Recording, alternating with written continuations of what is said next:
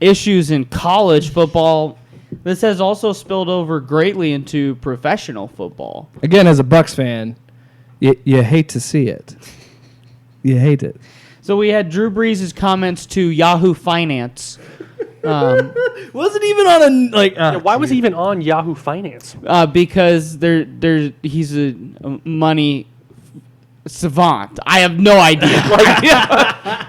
Doesn't it seem like the most random place for Drew Brees to be? Yeah, on Yahoo Finance. Yeah. This is. I mean, I'm trying to think of an equivalent right now. So, if Martha Stewart was being interviewed on BET, oh wait, she has a show. You know who shows up on Yahoo Finance a lot? If this tells you a lot about Yahoo Finance, Ben Kissel is on Yahoo Finance Shut a up. lot. He is. Oh, then you know what? Say This what is you want about the straightforward man. reporting. He built a podcasting empire. So say I what you want. believe in Ben Kissel always being honest in what he says. No, that's what I believe. He's very about truthful. It. He's very truthful. He doesn't care because he's 6'8" and he's a pretty intimidating dude. He just says whatever he feels. But I'm just to give you an indication. But if you don't listen to the last podcast on the left, you won't get that joke. so yeah, for everybody else besides you and me, Jake, that means that they grab C+ interviews wherever they can. They get a popular podcaster. That's what you need to know. A guy that used to be interviewed on Fox News 4 years ago. Worked in Fox News on Fox News. Yeah, so Drew Brees, obviously they don't need him on Around the Horn or anything like that, I guess. He's on Yahoo Finance. And the protests come up because after 20 minutes, there's absolutely nothing else to talk about but other than Corona and the protests. It's the basic of how do you think the league will handle this? This is our world. This is our world. It's COVID or the protests, one of the two. And he said, and even in his initial way in the interview, I think he was being respectful to the initial protest by Kaepernick and any future protests. But he said that he doesn't agree with it because when he thinks of the flag, he wants to honor both of his grandfathers that fought in World War II.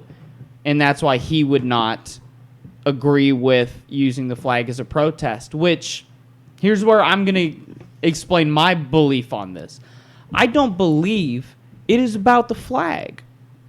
I believe that there are black men that grew up in situations where they did not have a platform that are now multimillionaires and have a platform, but the 50-year-old white guy in Wyoming that watches his Fox Noon football game does not see what Kaepernick says on Twitter and Instagram and in an interview with a podcast. They see him for 3 hours on a Sunday. And so the biggest platform available to these people, which are, maybe the most...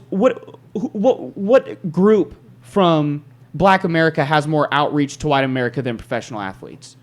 I mean, not musicians, in my opinion. Yeah, it is. That's the only. I think it's the athletes, and so then that crosses demographics. And what is a protest but something that makes you uncomfortable and starts a conversation? And so I believe in that it's not about the flag, but that they are using the ideals behind America and the flag to have an uncomfortable conversation.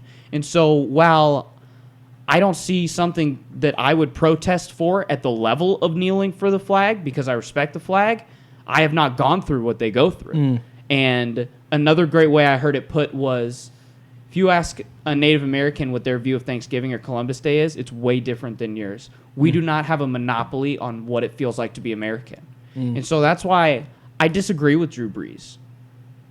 All right, that was me. Yeah, I guess we're all taking turns. I think that was really well said and adds a perspective that I don't think a lot of people look at. A lot of people don't see that aspect because they do think it's disrespecting the flag.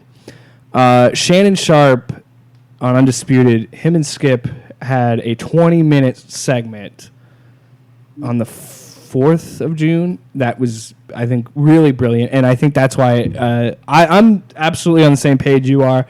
I understood it was never about the flag.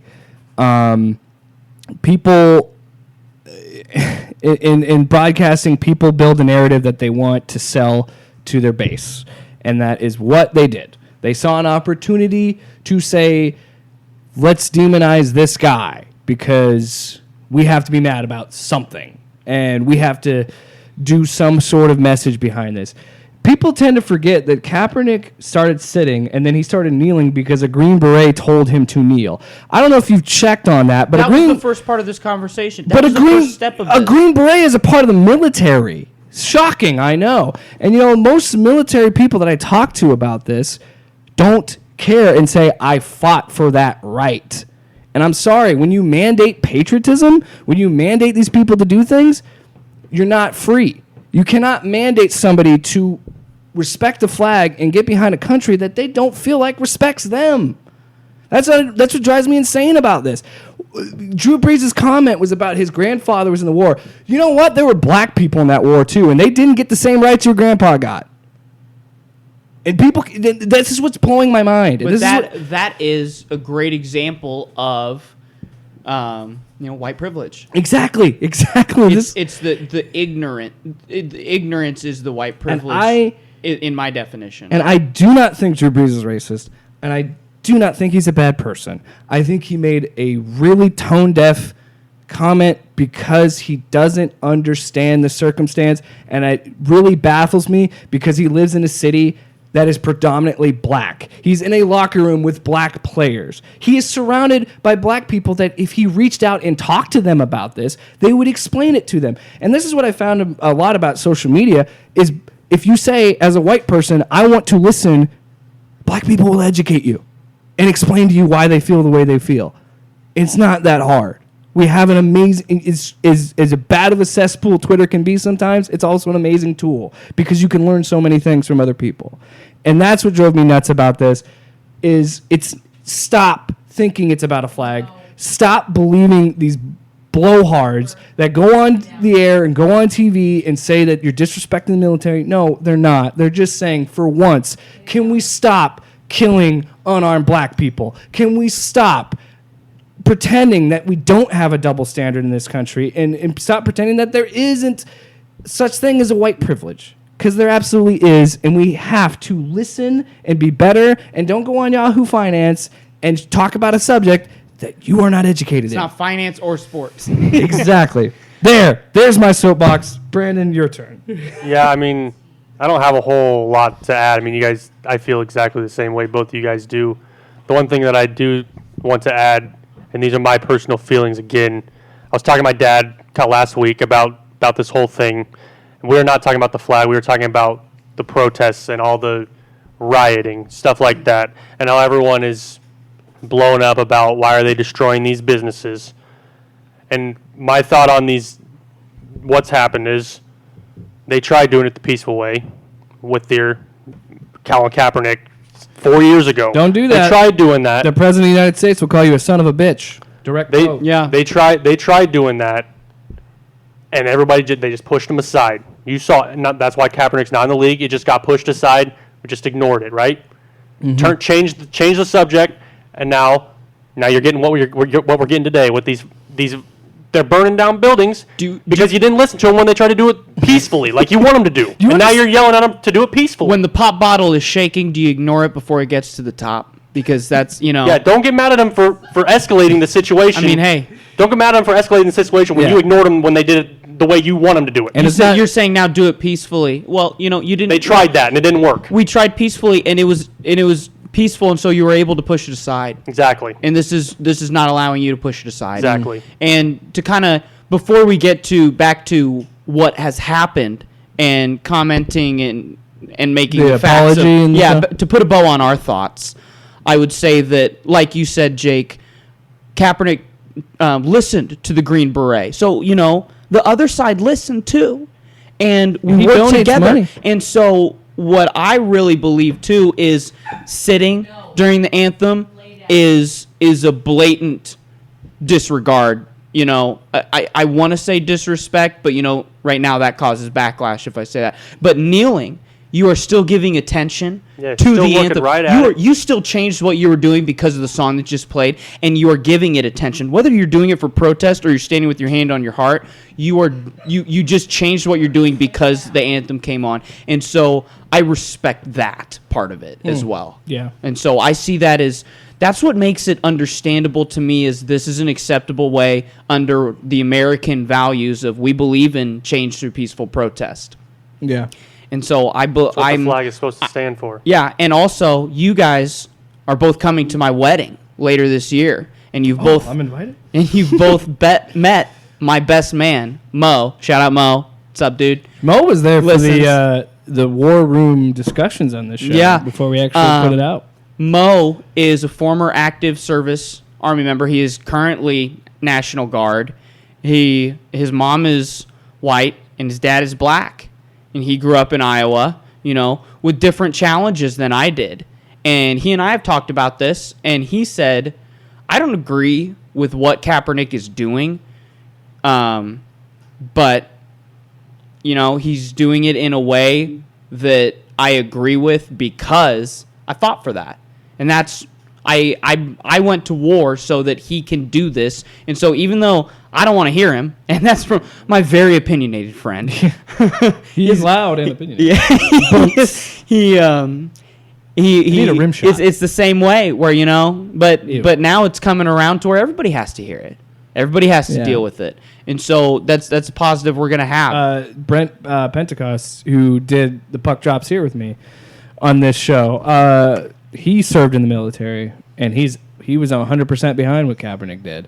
So as we're at this point, can we all just admit something that the three of us at this table knew? Kaepernick was right, and Kaepernick did the right thing, and now people are burning their shoes. You were burning their shoes and being idiots. It hurt him that he didn't start it the right way because he gave him the ammunition when he wore the socks with the police officer pigs. But he was doing, and it's the same reason why he did the thing in the first and place. I think he said attention on himself. I think he's come out and said he regretted that. I think that was stupid. But I think, like wearing the Shea shirt, Guevara. the Cuban dictator shirt. Again, I think that was to drive attention to himself and say, "Oh, the camera's on me again. Let me explain to you why I do this." And people saying, "Well, he doesn't put his money with it." He has donated millions to help black communities. So don't even start. And he came from a privileged place and had a white family. I'm like, I don't care.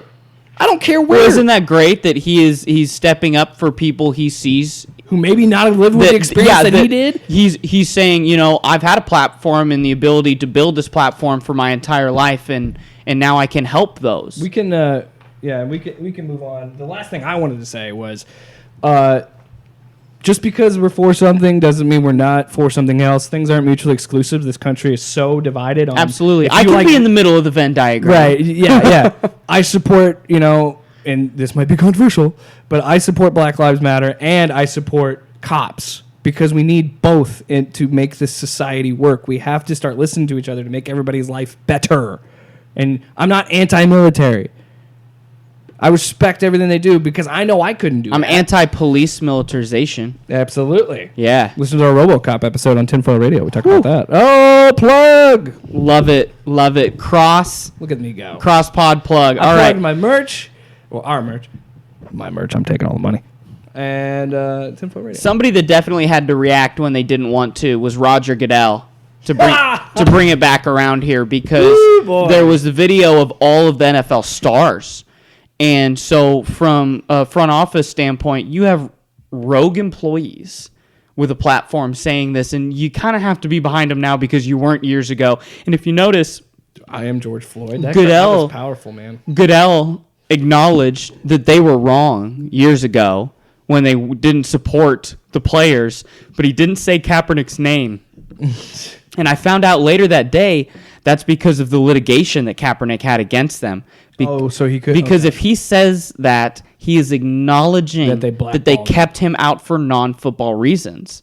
And so in order for their former litigation standpoint to hold up, he cannot say Cap was right, I was wrong. He can say the players beforehand, like Reed and his friends, he could probably say that and get away with it. But unfortunately, he cannot straight up say we should have supported Kaepernick because that's maybe the one thing that the owners would fire him for if he said that. Yeah. Here's one thing I saw today, right before we showed up here, about this video. Pat Mahomes was in it. He's probably, he's obviously the biggest star in the NFL. Yeah. He was in it. And one of those, I don't know if it was an owner or if it was just an executive in the NFL said, when you see Pat Mahomes in that video, we knew we had to answer now. Yeah. Because That's all. He's the face of the league. But Yeah. that sucks that, they did think of it in a damage control situation. and you see the next day, it didn't even take 24 hours, and that video was, and Goodell's out saying what saying But what so he then said. how do you listen to what he said as anything more than a press release? And it was a Friday news dump. It was Friday after the big sports shows were then over. I'll spin it back around. Why should people forgive Drew Brees? Because Drew Brees was a publicity stunt. And look, he might be genuine. You could say that. He might be genuine in his try and seem as genuine as he possibly can. I just don't believe that somebody could understand the gravity of the situation and pick it all up in 48 hours. I think his situation is different from the entity of the NFL because he really seemed to be explaining, I would not protest in that way because I want to respect my grandpas. He didn't say I don't support Black Lives Matter. He didn't say I don't support what Kaepernick wants to do. He said I just don't support kneeling for the flag, which he has then came back from that. And he's a guy that has a lot of respect. He's done a lot for the city of New Orleans. And so the guys even on his team that spoke out against him, like Michael Thomas, immediately said, I accept his apology, and I think that they're gonna be just fine in the locker room. Who told You him to shut Buccaneers fan? Who told him to shut the F up? Malcolm Jenkins. Yeah, that was the defender. An Eagles player. I think it was. That was Malcolm Jenkins. Packers put out a video early their too. lineman, Yeah, that's it's my Cox, team. wasn't it? I think it was Cox. Fletcher. Fletcher Cox said, "I don't accept his apology, and I can't wait to play him this year." Like, Yeah, we might see a little backlash, unfortunately. But here's what really got me where I don't buy it was I do think he regrets what he said, and I do think I think to a certain extent, and I'll tie it back with Goodell, I think he understands that he made a mistake and he should apologize and address the situation on a public stage. But then to write an open letter to Donald Trump, at that point, I'm like, you can take that and shove it because that is oh my God. You talk about being the biggest charlatan and see guys, I'm cool. Can I come to the cookout? No. Drew Brees, no. But this is where we have to have acceptance. But your apology was enough. You don't have to write this bullcrap letter to the president. What good is that going to do? Are you going to get a Trump tweet? Is that what you want, Drew? Is that your acceptance? I mean, that is major. He did get one. Yeah, that's major clout for you being against him is getting a tweet. He did get one. Again, I want to reiterate, I don't think Drew Brees is a bad person. I just don't buy his apologies. And Roger Goodell, and the flip side of that, I'm with you. I don't buy anything that Roger Goodell says. Because if there's... He's paid $30 million a year to say things and have us yell at him. He's paid to read things off a sheet of paper. But it took and be the face of discipline. Unfortunately, it took another injustice like what happened, and it took players' videos of saying, I am George Floyd, to finally get him to be like, hey, man, we missed the mark on that one, right? Sorry, guys. Yeah. Yeah, the NFL...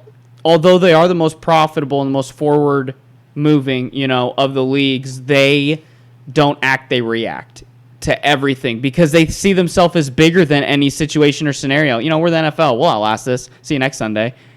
But now this was a situation where you see that in a negative to where they weren't in front of it enough. Well, how can you not when over 70% of your league is African American? Yeah. Come on. So I'm with you. I don't buy it for 1 second. It's totally in the fact that you said, Brandon, that it was less than 24 hours when they have that response. Yep. Now to finish this up here, Keep in mind, I have bias against Drew Brees. Of course you do.